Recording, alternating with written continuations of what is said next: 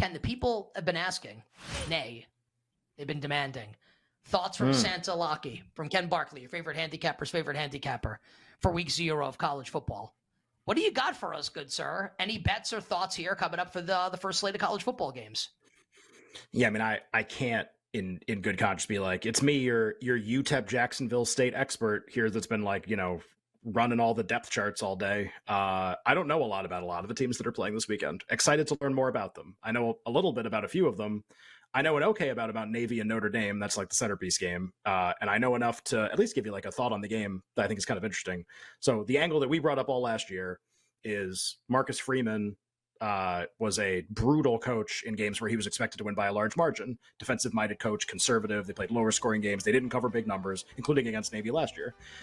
Cal, another game where that happened. It was like 5 games last season where he was a big favorite. He basically didn't cover any numbers, and now he's a big favorite again. So the tendency in that game is to want to play Navy, basically as a play on Freeman in certain situations. I think that's totally valid. If you wanted to play Navy, wouldn't blame you. I think I end up liking the under more in this game, just with what I know about both teams. I know a little bit about Navy, just because they made a coaching change. They had the same coach for a really long time. The defensive coordinator from the sort of previous regime is now the head coach. So, okay, I have a defensive coordinator coach, again, sort of like a Freeman type, as a coach of the other team who's kind of trying to on the fly change the offense to pass the ball a little bit more than Navy's been doing. Obviously, like run triple option, they basically never pass the ball, and he's kind of saying like, well, we want to kind of change it around. At week 1 against like a super talented team, that's probably not going to go great if we're trying to do anything different than what's been happening before. Also, they're playing in Dublin, and it's supposed to rain and maybe be windy, and let's follow the weather for that. And then Notre Dame, their offensive coordinator, Ryan had this too when he came on the show, their offensive coordinator left. Their new offensive coordinator has never called plays before and has talked like in depth about like how nervous he is about calling plays for the first time. So we have all of this that seems to point to that offense may not be great in this game. That would kind of be my thought. You have weather, you have a defensive-minded coach trying to like kind of change systems at Navy, and you have a new offensive coordinator for Notre Dame who's a little green. Pun not intended. And the total's 49 and a half, and it hasn't been bet down at all yet. These all seem to be things subjectively that would lead me to think it's a lower scoring game than the market expects.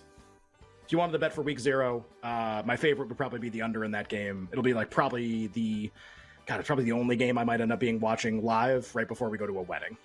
So there's your thoughts. Nothing with super confidence. Just like a lot of reasons I think why maybe Navy Notre Dame will be lower scoring. And then in 20 seconds, one thing to watch for in the week 0 games, new clock rules. Everybody thinks there's going to be a lot less scoring because the clock is going to move faster. There'll be fewer plays. There'll be less scoring. If that ends up materializing, what you will see is every single person bet every under in every week 1 game at like the exact same time. If it seems like that's a thing, you probably want to beat those people to make those bets. If it's not a thing, then you don't really have to think about it. But just like pay attention to how much different the game is this Saturday, because maybe it means the games this season will be a lot different. I don't know how it's going to work, but I think we're all really eager to kind of think about it and figure it out. If you had to pick one of Ohio State or Michigan to have like a 2-loss season or something a little off between the two schools, who would you go under on, Michigan or Ohio State? Yeah, and that's a really great question, Ken, because, I mean, Michigan, 15 starters are back. J.J. McCarthy's getting a bunch of love, obviously. I think they kind of, take the handcuffs off a little bit, maybe let them push the ball down the field. I guess I would say Ohio State, I think, has a better shot at being a disappointment, just because if you look at Michigan's schedule, like a bunch of cupcakes, and then they get Ohio State at home this season in the Big House. They do travel to Penn State, so Penn State does get that game against Michigan at home, which is kind of like why I like them. It's just, Michigan defensively, 7 starters are back. Last season, they only gave up 292 yards per game and 16 points per game. They're just so tough defensively. So I'll say Ohio State. 14 starters are only back. They get Wisconsin on that schedule. They get Notre Dame, and they get Michigan on the road, all 3 of those games. We don't really know what Kyle McCord is. Defensively, they should be better, but, you do worry a little bit at the linebacker position. So I'll go with Ohio State as the disappointment. Michigan is, that second team next to Penn State for me. Like the Broncos, Cortland Sutton is coming, has suffered a couple big injuries in his career. I know a lot of really smart people are really skeptical about Sutton's ability this year to have a big year. Now you feel better about Sutton if you've also got Jerry Jeudy. But without Jerry Jeudy, now it's like, okay, now we're just going to take Cortland Sutton out of the game. And now who on this Broncos offense is going to beat you? Who's beating you? Like Javonte Williams, not 100%. Maybe he could still go off and have a big game. I would say I would be skeptical about that. And it's like Marvin Mims.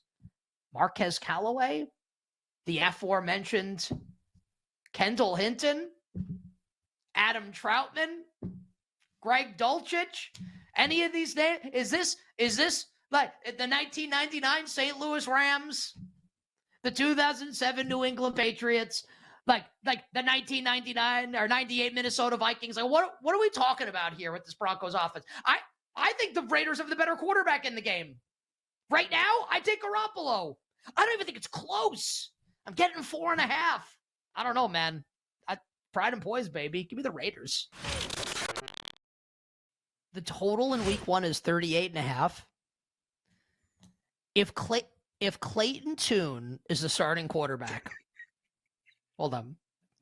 If Clayton Tune is the starting quarterback with James Conner, Hollywood Brown, wide receiver 1, Michael Wilson, Rondale Moore, the corpse of Zach Ertz, and Trey McBride, and that offensive line, you lose an underbet if Washington scores 39 points.